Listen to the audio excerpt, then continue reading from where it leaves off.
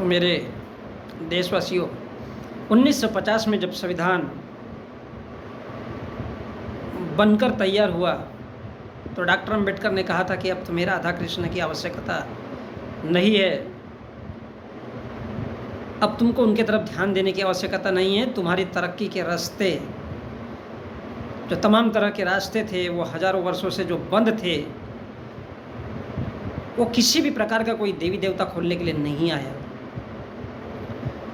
मैं उन गुलामी की बेड़ियों को जो आपके पैरों में है, उसको संविधान के माध्यम से काट रहा हूँ, और यदि इसका सही इस्तेमाल करोगे और अच्छी शिक्षा अगर प्राप्त करोगे तो डेफिनेटली आगे बढ़ोगे।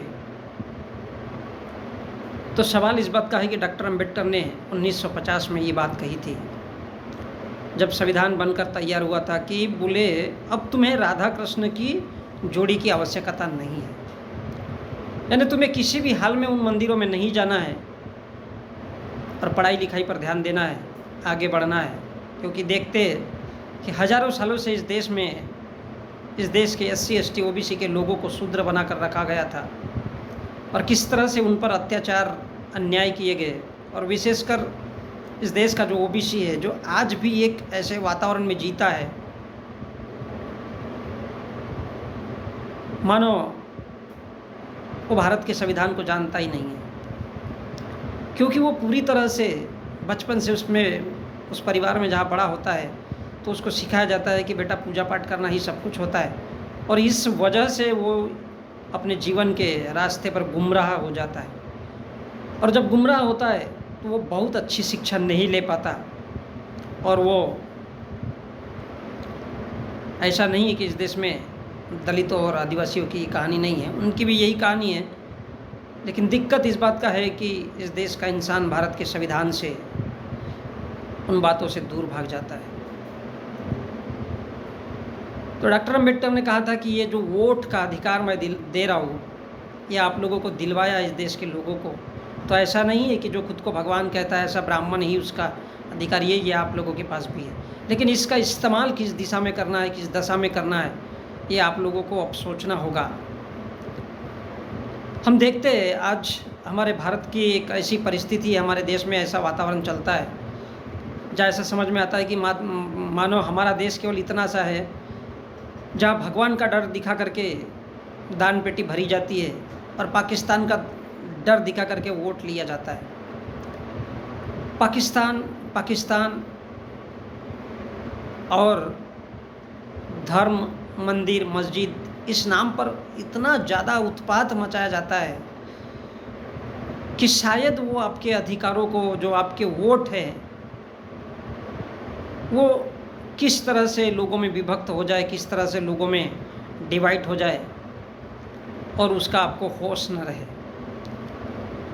तो हमारा देश ऐसा देश बन चुका है जहाँ पर केवल भगवान का डर दिखाया जाता है। भगवान का डर, क्योंकि भगवान का डर दिखाया जाएगा तो आप मंदिर जाओगे, और मंदिर जाओगे तो आपके दिमाग में अलग से कुछ बात तो आएगी नहीं, और अलग से कोई बात आएगी नहीं तब तो आप इंसान बने नहीं रह पाओगे। यही इस देश के ब्राह्मणों का उद्देश्य है।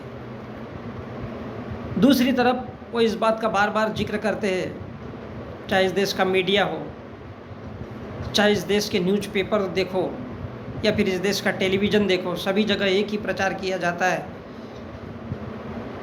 कि पाकिस्तान ऐसा है, पाकिस्तान वैसा है, पाकिस्तान में नहीं बन पाया। लेकिन हमारे देश के, भारत के जो SC ST OBC के लोग हैं, जो माइनॉरिटीज़ के लोग हैं, उनके लिए कोई विशेष व्यवस्था अभी 75 सालों में नहीं कर पाई भारत की सरकारों ने।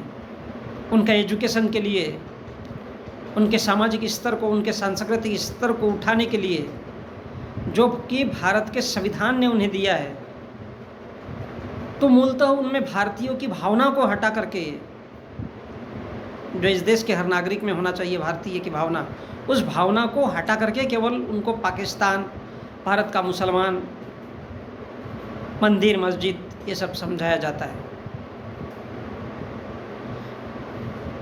ये सब इसलिए होता है, ये सब फसाद तैयार किए जाते हैं कि अभी पहले नारा था कि मंदिर वही बनाएंगे, अब नारा होगा हिंदू जगाएंगे और हिंदू राष्ट्र बनाएंगे।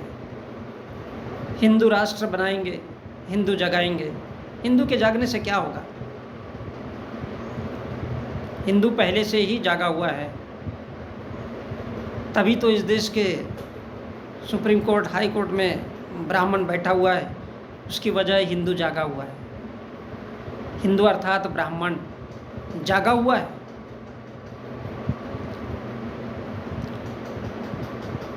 और जो जागा हुआ होता है वो हमेशा अपने अधिकार और अपने हक के लिए लड़ता है कि हर एक चीज़ पर केवल उसी का अधिकार हो।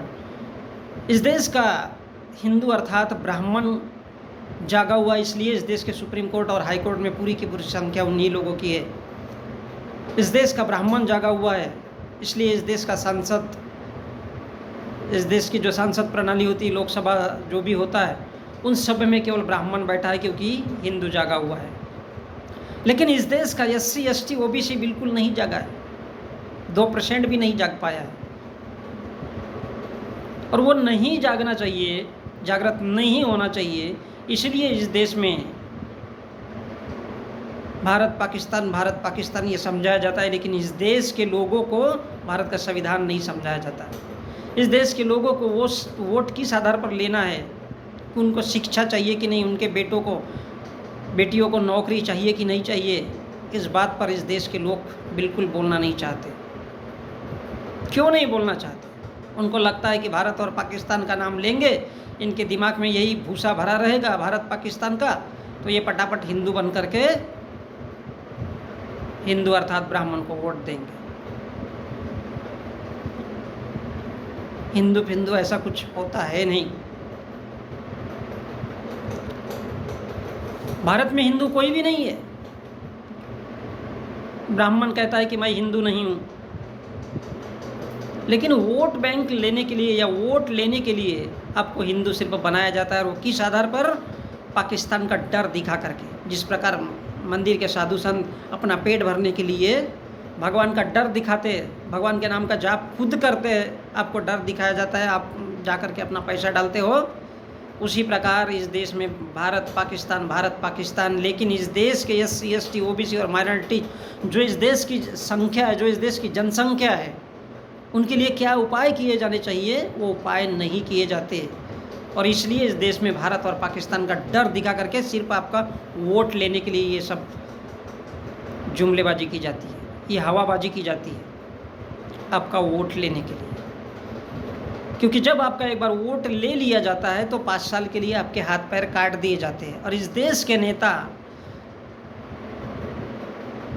सारी की सारी संपत्ति इस देश के लोगों को, इस देश में पैसे की कमी सच में नहीं है, इस देश के लीडर कहते हैं सच में इस देश में पैसे की कमी नहीं है। सवाल इस बात का है कि इस देश में जो जितनी भी सरकारें बनी है, उनको इस देश के SC ST OBC और माइनॉरिटीज के लोगों को